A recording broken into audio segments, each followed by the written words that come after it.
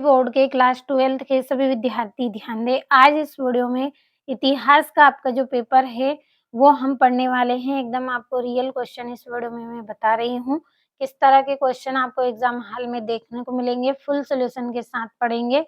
भरोसा करिए, आप कंप्लीट करके जाइएगा एक-एक प्रश्न। तो चलिए शुरू करते हैं। पहला प्रश्न, निम्नलिखित प्रश्नों के सही विकल्प चुनकर लिखिए। पहला है, हड़प्पा सभ्यता की निम्नलिखित में से किस कलाकृति का उपयोग मुख्य रूप से लंबी दूरी के संचार के लिए किया जाता था? तो इसका आंसर रहेगा मोहरे। सा नंबर वाला आपका इसमें सही रहेगा। दूसरा है, हड़प्पा संस्कृति के दौरान निम्नलिखित में से कौन सा स्थान शिल्प उत्पादन का केंद्र था? तो इसका आंसर आपका रहेगा चनहुदडो। ये वाला सा वाला आपका एकदम सही है।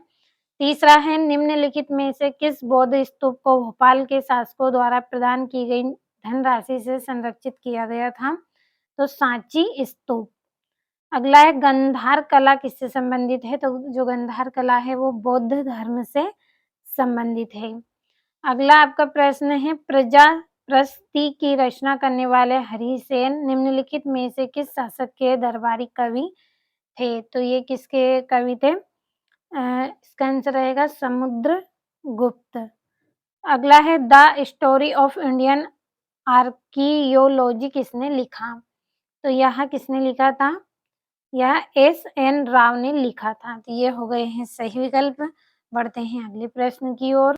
अगला जो प्रश्न है उसमें रिक्त स्थान की पूर्ति कीजिए। पहला है, डेडेस गुप्त शासक सबसे शक्तिशाली और लोकप्रिय था? तो इसका आंसर रहेगा समुद्र। अगला, हर्ष चरित्र डेडेस भाषा में लिखी गई थी? तो संस्कृत में लिखी गई थी।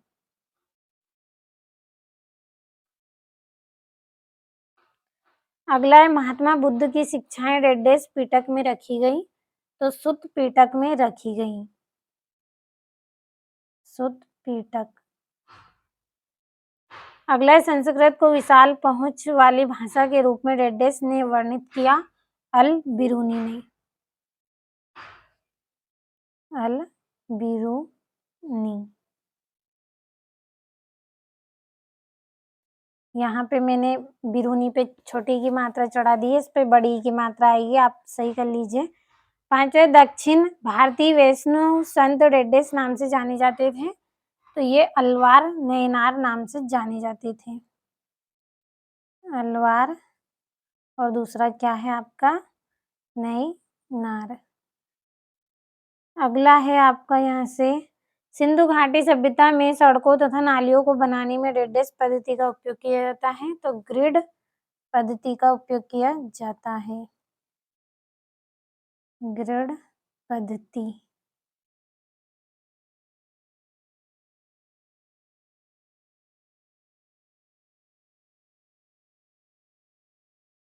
गिर पद्धति का उपयोग किया जाता है। सॉरी, ये यहाँ पे दूसरे तरीका से लिखा है, जिस तरीके से लिखा है उसी में हम लिखेंगे पद्धति, ये वाला।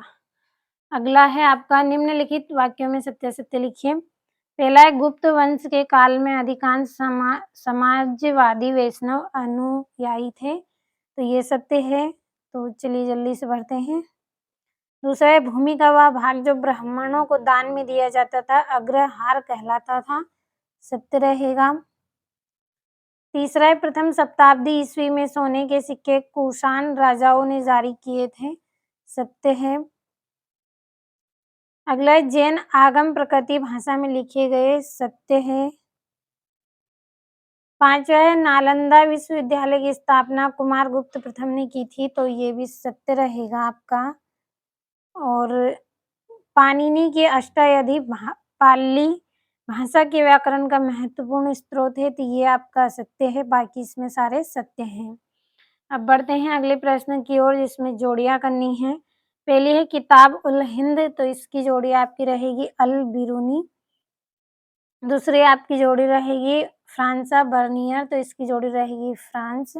तीसरा है उपनिषदों की रचना, तो इसका रहेगा आपका 6ठी शताब्दी ईस्वी पूर्व, और स्तूप की जोड़ी आपकी इसमें रहेगी, ये वाली पढ़ लीजिएगा। और थेरी गाथा की जोड़ी आपकी रहेगी इसमें सुत पीटक। और इब्न बतूता की जोड़ी आपकी रहेगी यहाँ पे सन 1333 छठी जोड़ी और ये 7वीं जोड़ी की ये वाली। तो देखिए समय कम है इसलिए मैं यहाँ पे कम समझा रही हूँ, आप पढ़ लीजिएगा, जल्दी-जल्दी भर रही हूँ सभी को। और अगला जो प्रश्न है आपको एक वाक्य में उत्तर करना है। पहला है किस गुरु ने सिख समुदाय को सामाजिक धर्म और सैन्य बल में समेकित किया?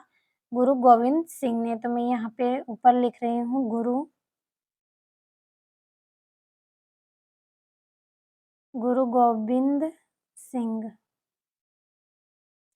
अगला है कौन-सा स्रोत दर्शाता है कि माता-पिता की मृत्यु के बाद पैतृक संपत्ति को बेटों के बीच समान रूप से विभाजित किया जाना चाहिए?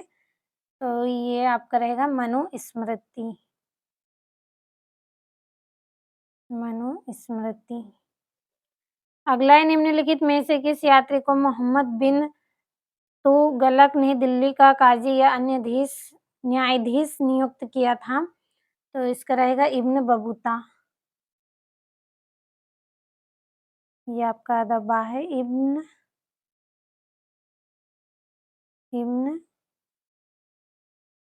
बतूता।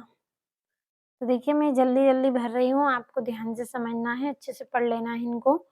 चौथा है सुदर्शन झील का जीर्णोद्धार किसने करवाया था? तो रुद्र दामन प्रथम ने। ये आपका दा है रुद्र दामन प्रथम। अगला है मृच्छकाटिकम नामक नाटक के रचनाकार कौन है? तो शूद्रक।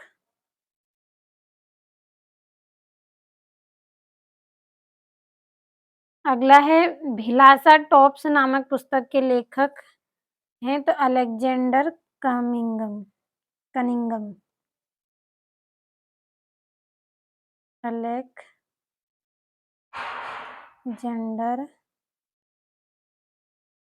कनिंघम। और ओल्गी एगार्की क्या है? तो देखिए ये यहाँ पे इसका आंसर बड़ा है, आप स्क्रीनशॉट के माध्यम से कंप्लीट करें, जल्दी से स्क्रीनशॉट लीजिए इसका। अब चलिए बढ़ते हैं अगले प्रश्न की ओर। तो ये यहाँ से आपके प्रश्न हैं। फयांस क्या है, ये कहाँ मिलते हैं? सातवां किन्हीं 2 विकसित हड़प्पा पुरा स्थलों का उल्लेख कीजिए।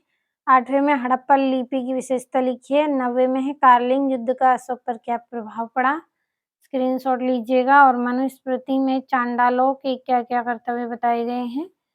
यहाँ से 11वां है जैन धर्म में पंच महाव्रत कौन-कौन से? नाम लिखिए। 12वें में चीन के विषय में इब्न बतूता के यात्रा वर्णन की तुलना किसके वृत्तांत से की गई है? और किताब उल हिंद में वर्णित विषय कौन से हैं? और ये बाकी के प्रश्नों का स्क्रीनशॉट लीजिए, समय कम है, जल्दी-जल्दी बता रही हूँ आपको। चलिए बढ़ते हैं अगले प्रश्न की ओर। ये यहाँ से 18वां 19वां प्रश्न है, तो अच्छे से स्क्रीनशॉट लीजिए। यहाँ से 21वां है बौद्ध धर्म संचार में तेजी से क्यों और कैसे फैलाव वह समझाना है। और ये यहाँ से आपका 23वां प्रश्न है। तो जितने भी प्रश्न आपको इस वीडियो में बताए गए हैं, भरोसा रखें एग्ज़ाम हॉल में देखने को आपको मिलेंगे, बस अच्छे से कंप्लीट करिएगा आप पूरा पेपर, इसी में से आपके क्वेश्चन रहेंगे। अच्छे से पढ़ के जाइएगा आप सभी को।